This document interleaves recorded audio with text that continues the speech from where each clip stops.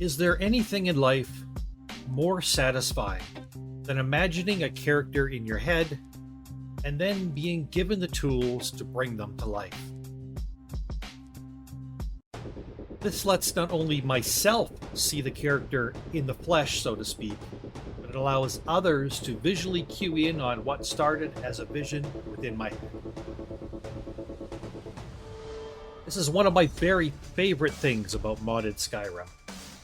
Beyond the beauty of putting together hundreds upon hundreds, sometimes thousands, of mods and getting them to work together in relative unison, you also get to see a very bland-looking vanilla world space begin to perk up, to look more lively, more lived in, more flowing with life and time, hope and despair, sorrow and sadness.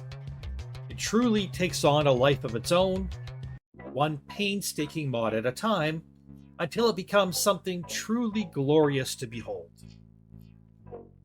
I may not hold a pencil or a paintbrush, but I still get to strive to create the art that I want others to be able to see, and that makes me an artist. I so enjoy creating characters to drop into Tamriel, to take up life within Skyrim, and to begin to unravel their own stories within the lands that Bethesda initially created. I generally start with some paper and a pen, or if not, then a Word document and a trusted keyboard. Here I will begin to flesh out the details. Who is this character? What race are they? What sex are they? Where do they come from, and where will their new story start? Where have they come from? What lies in their past? What is their personality like? And with what sort of attitude might they approach their coming trials, whatever they might be? Next, it's some of the more nitty-gritty details. What do they look like? Height? Weight? Eye color? Skin tone?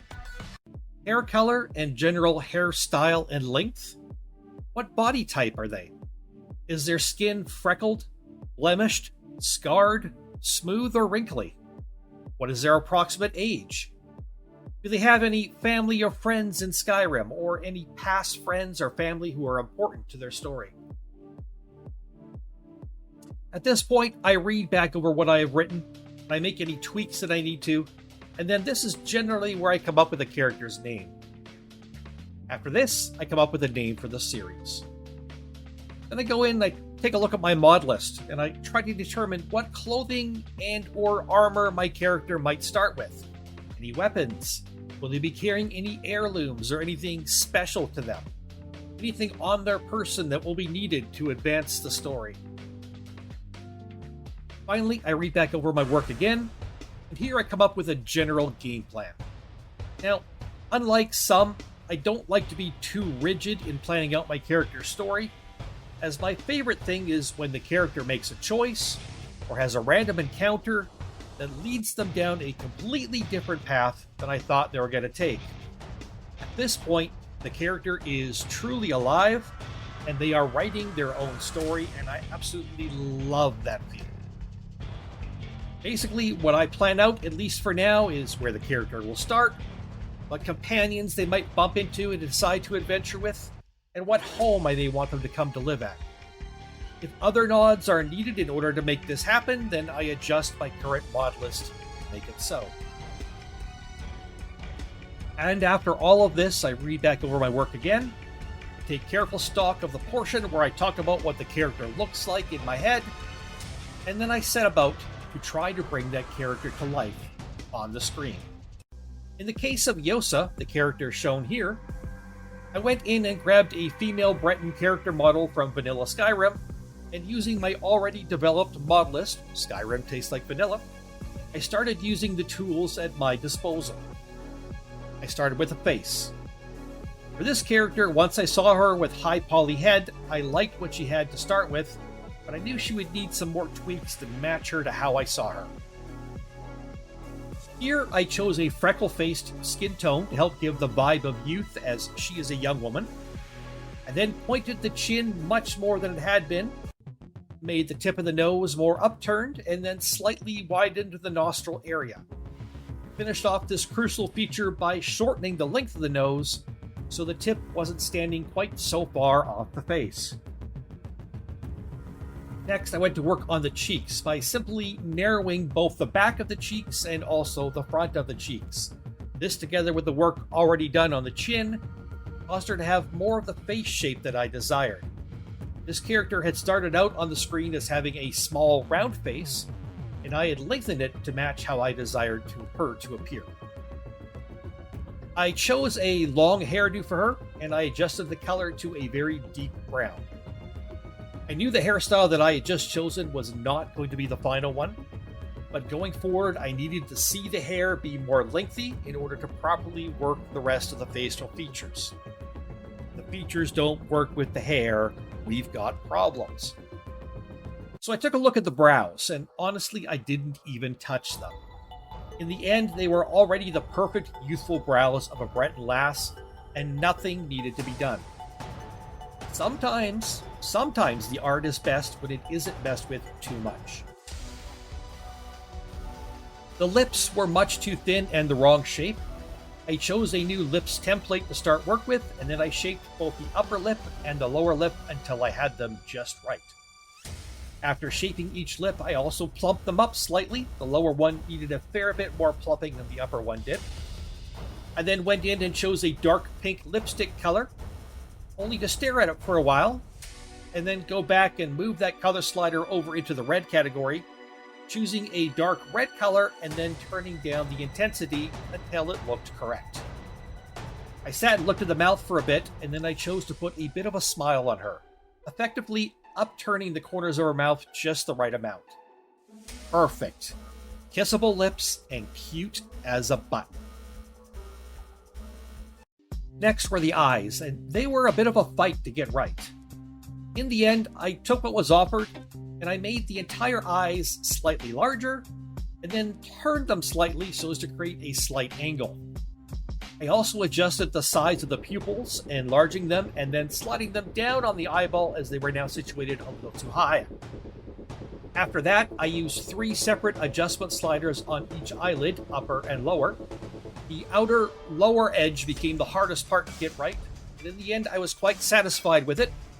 I thought she actually was turning out to be just a hint of exotic, just a brief whiff of something out of the ordinary. I didn't know that was what that character needed, but as soon as I saw it, it was like she spoke to me and smiled, and the smile lit up her eyes just right, and I knew I had stumbled into that exact look. Her look. The creation was truly coming to life, and I was getting excited. Now, after the eye shaping was all done, I added a dark pink eyeliner, and then I saved that color and I went and used it also as an upper cheek color as well. I tweaked it down in intensity slightly for the cheeks. I didn't want her to be a harlot, just a beautiful young lady, but the cheek color and the eyeliner are essentially the same color. I turned her head to the left and to the right, and decided she needed her ears to be a pronouncement of her race. They should scream, "I am Breton." So I pointed the tips of her ears because we all know Bretons were originally a branch off of the Altmer race.